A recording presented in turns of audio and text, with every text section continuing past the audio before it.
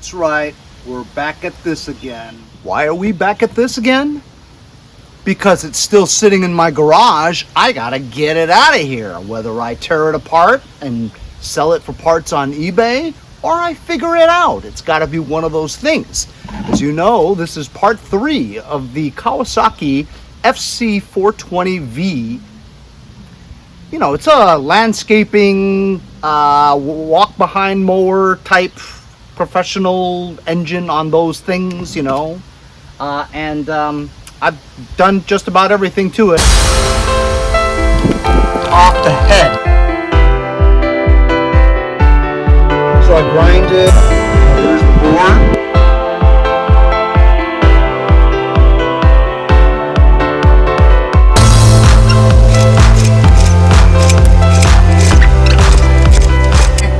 I just think it has either low compression because the rings are probably compressed inside since it was flooded. Also overnight, I noticed that there was a puddle of oil. So I think the crank seal is worn. So oil is dripping out of the crank seal.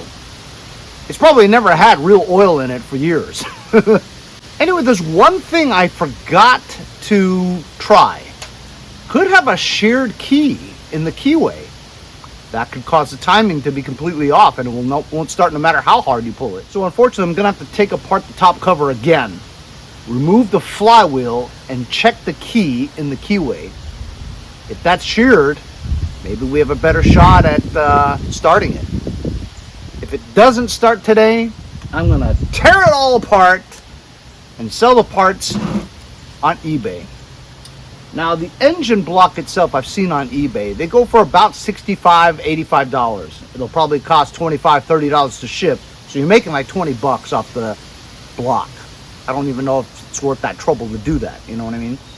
All the accompanying parts, like for instance the muffler, which is in pretty good shape, at least it looks like it, it's not available on eBay. Also these recoil starters, brand new ones are like 150 bucks. I don't see any used ones on eBay. But so maybe I'll get good money for the recoil starter. You know, the cover, the air housing, air filter housing, stuff like that, you know. If I can get 50 bucks out of all this stuff from just parts, it's worth it to take apart and list. So now I'm gonna take off the cover, remove the flywheel, and we'll see if the key is sheared.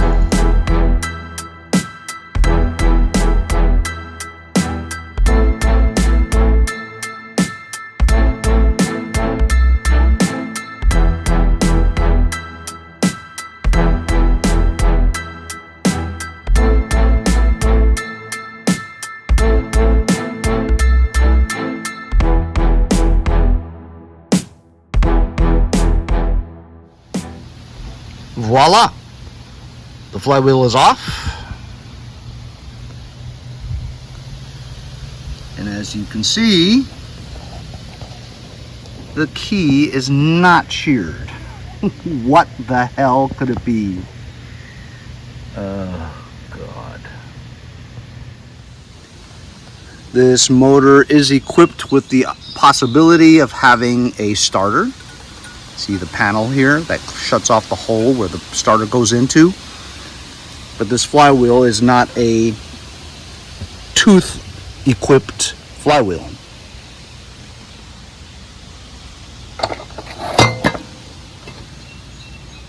Nor does it have any magnets on it to power anything.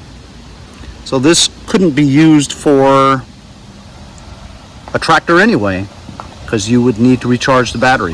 Let's ascertain where that oil leak is coming from.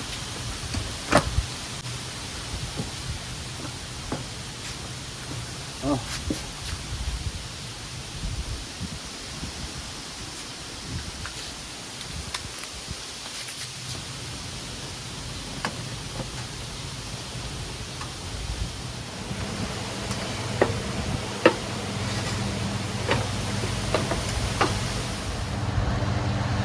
And yeah, the oil is coming from the crank seal.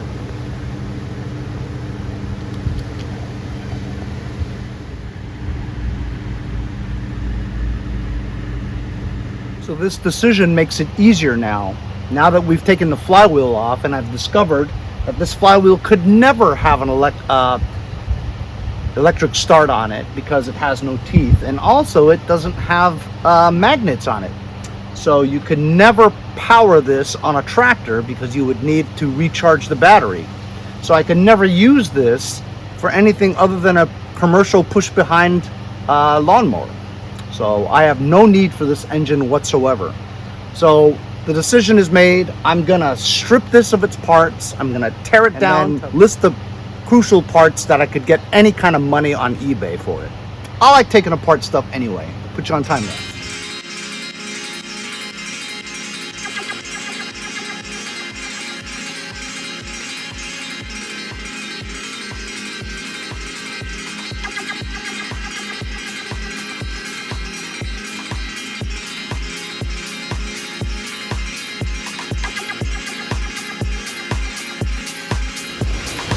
There it is.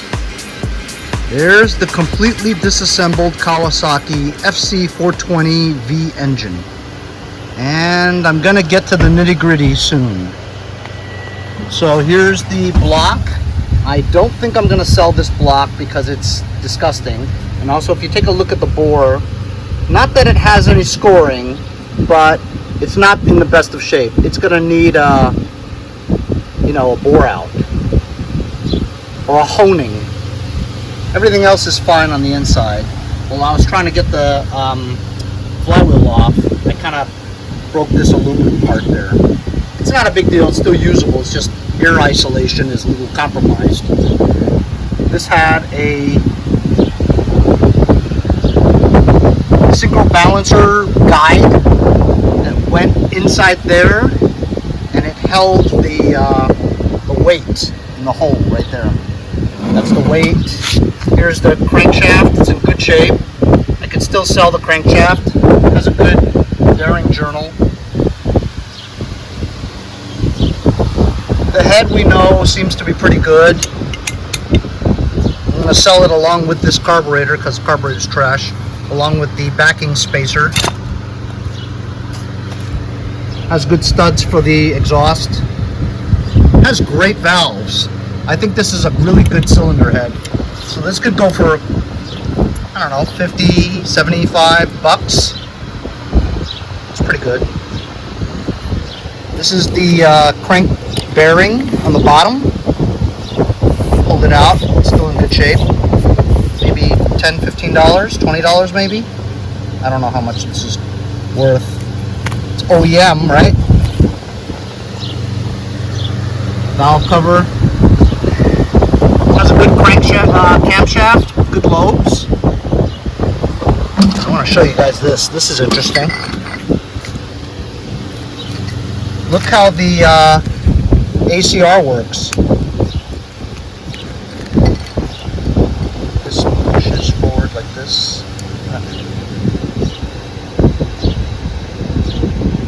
It expands like that. It's kind of cool. Never seen that before. Kind of sticks though. Like if you push down on it, it won't go unless you give it some help right there.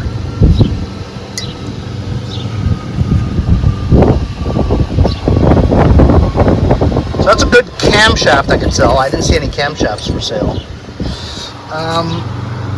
New igniter, as you guys know, I bought it. I'm going to sell that along with the magneto. We know it gets spark. The tins, the dipstick. That's a good muffler. And as you guys know, the top engine cover with the recoil starter. Recoil starter should get some good money. The cup. Here is the metal gasket, head gasket. That'll never go bad. I mean, not never, but hard to break. Here's a good sump with the governor gear and the attached oil filter bracket. Here's the throttle bracket. I'm going to sell that along with the linkages as well as a spring to the governor lever. Somebody may need that. And this is probably going to get some good money because these are always missing from every mower. The air filter box, top cover, base, and the, well, that's the base too. But this is the aluminum one. OEM. So all this together, while this engine may not have been worth 50 bucks, I could probably get over 100, 150 bucks in just parts alone. So that's why I like taking apart these engines. If you guys just throw away the engines, I mean, you're throwing away money. If you just try eBay, oh, and the flywheel. Flywheels are always worth money. Even though this doesn't have the magnets, the majority of this model engine doesn't have the electric start, nor the gears, nor the magnets. So a lot of people, I mean, this is a very good selling engine. They had these Kawasaki FC engines everywhere. So lots of people need these parts.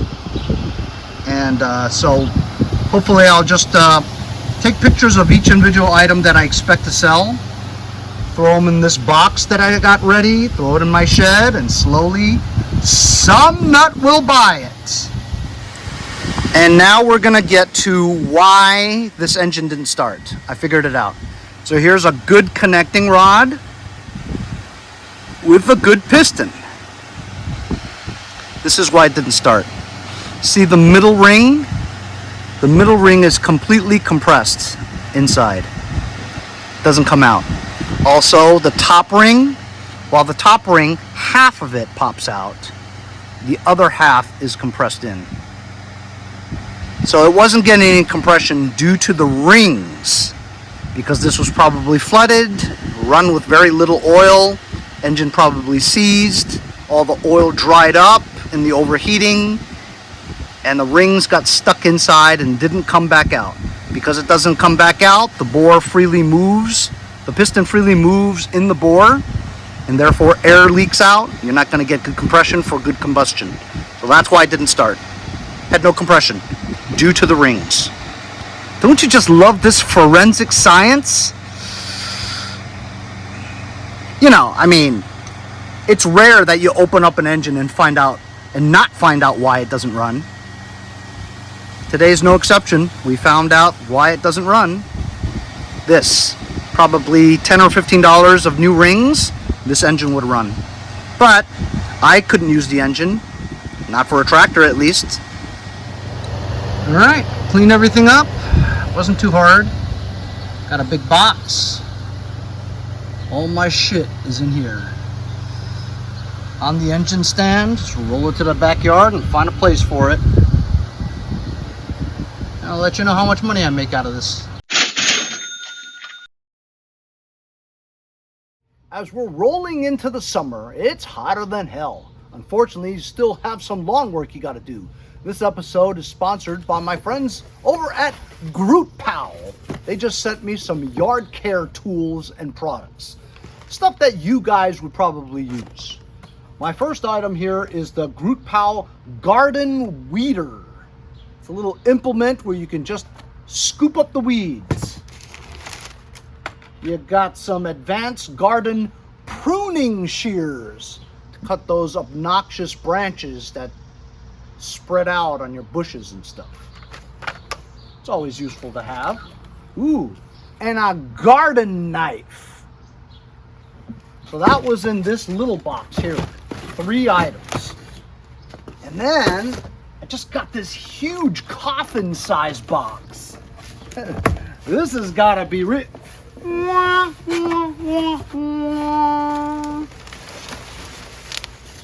Dude, you know what this is? This is like my garden weed hound that I got like 15 years ago. I use it every year around spring where all the dandelions come flying out of your lawn, and you just basically step on it. It grabs the weed, pulls it right out from the root, and I actually use it every year. And I've had it for 15 years, but it's like Dunsky. So this is the new version from GROOTPOW. Wow, fancy schmancy.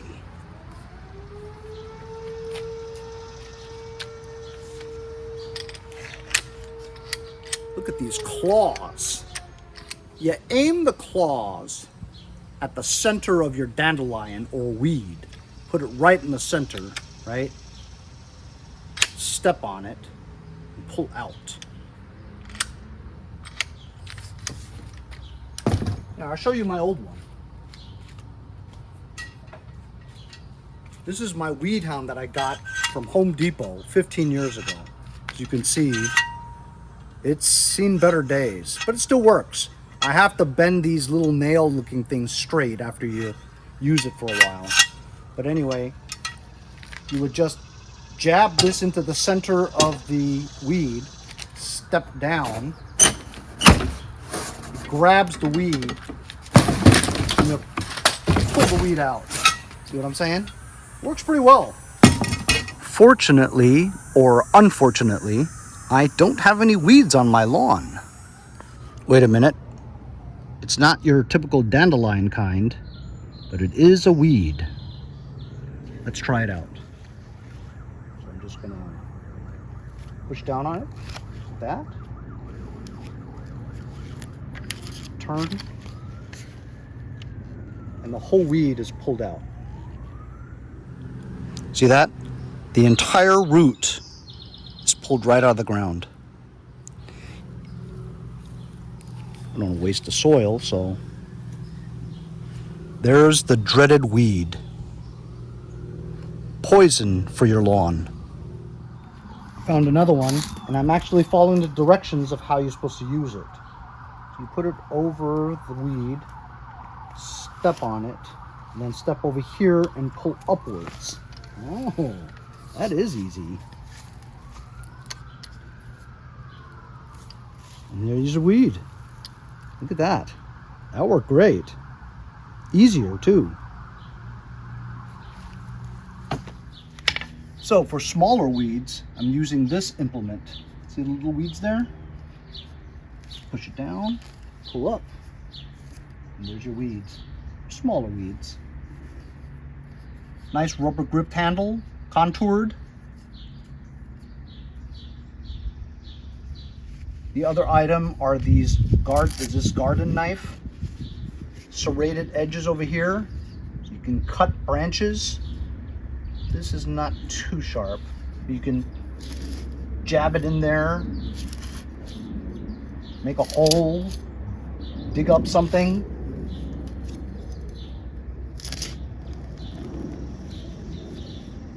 Very useful. And it comes in this little handy carrying case. You could strap to your belt.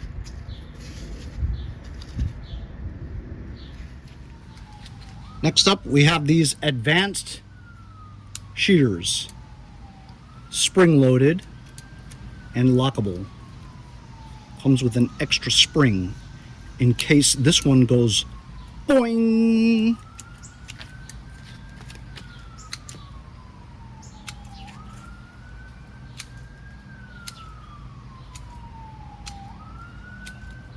That's if you want to trim your bonsai tree, but you probably use hedge trimmers for this. Or if you have weeping willows that are weeping just a little bit too much, you can easily trim your weeping willow.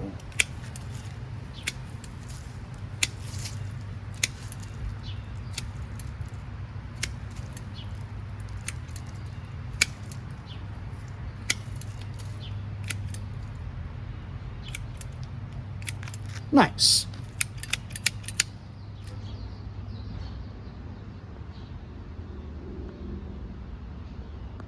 So if you guys would like to upgrade your yard care tools, you can just get rid of your old ones, upgrade to the new style, new ingenuity, aesthetically pleasing, very cool garden tools to do a little bit of gardening.